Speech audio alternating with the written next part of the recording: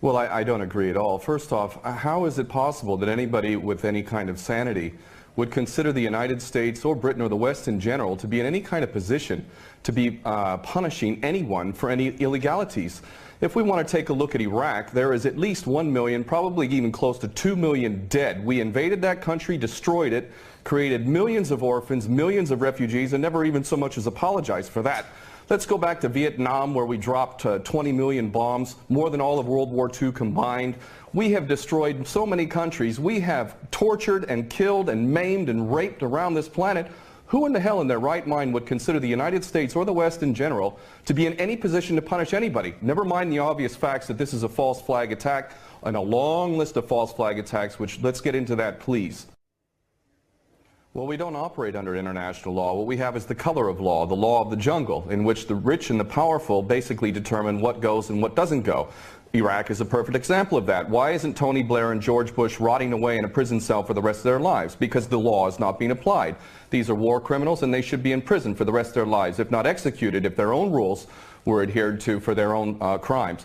Not only that, but we need to really understand the truth here. First off, all of these players, these politicians, are nothing more than puppets. They don't serve the people. There is no real democracy. They really serve the rich and powerful who run the world, and that would be the bankers who control the money supply. The bankers, of course, make huge amounts of money. Whether they make bad investments or not, wars are great for them, and ultimately they control the politicians, and that is why we see these policies.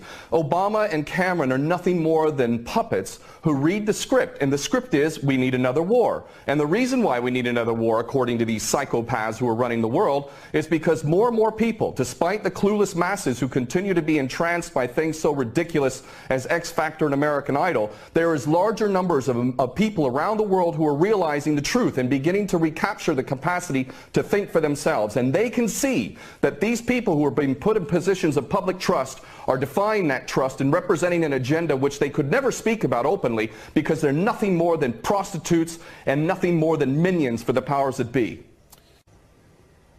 Well, the Greater Israel Project is all about destabilizing surrounding nations, ultimately in pursuit of this dream of Greater Israel, from the Euphrates down to the Nile, all the way over to the Eastern Mediterranean. This is the dream of these psychopaths, and so destabilizing governments, creating sectarian strife is all part of that menu and all part of the design to create Greater Israel. So that goes, it's self-evident. But I have to go back to what this gentleman is saying in Washington, D.C. about America not wanting to get involved, or Obama not getting involved. What are you talking about?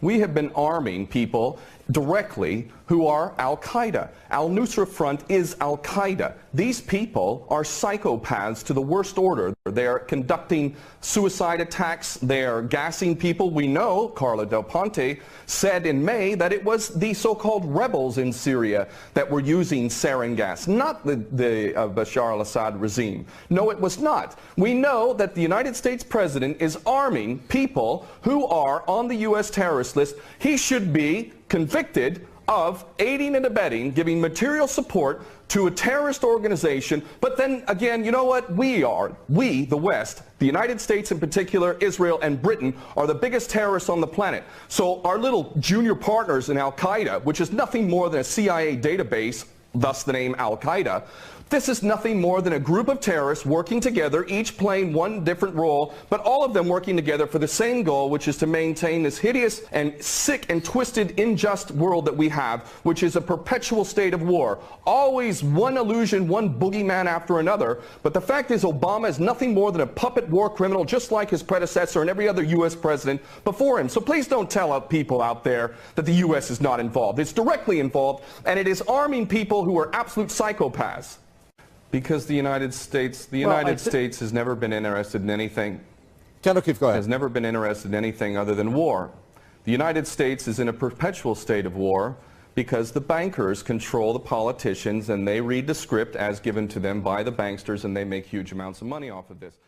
And those that are in charge want another war. And part of that is what we discussed earlier, the Greater Israel Project, to destabilize any Arab regime which might have any kind of autonomy and self-determination. Any regime in the Arab world that is not an absolute puppet cannot be tolerated. And who are the nations that we target?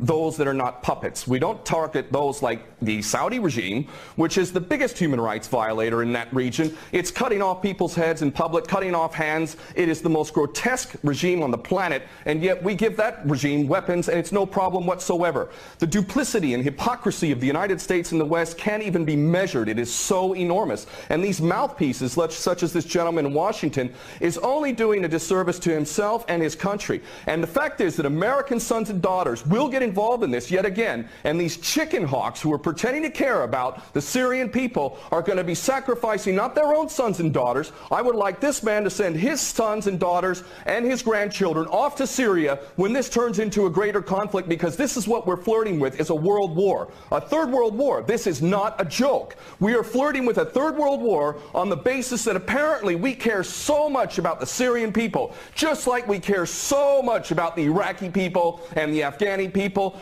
And those Americans who are waking up to this, I hope to God, in the military in particular, that you refuse your orders. And this is why the people of America who are refusing to buy this nonsense, the overwhelming majority do not support any kind of attack on Syria. And in those in the military, I know that the powers that be are very, very frightened that high-ups within the military will refuse the orders. And I hope this is exactly what happens if an attack on Syria occurs. Very well. We're going to leave it there. Thank you very much, former U.S. Marine and war veteran there, Ken O'Keefe, talking to us from London.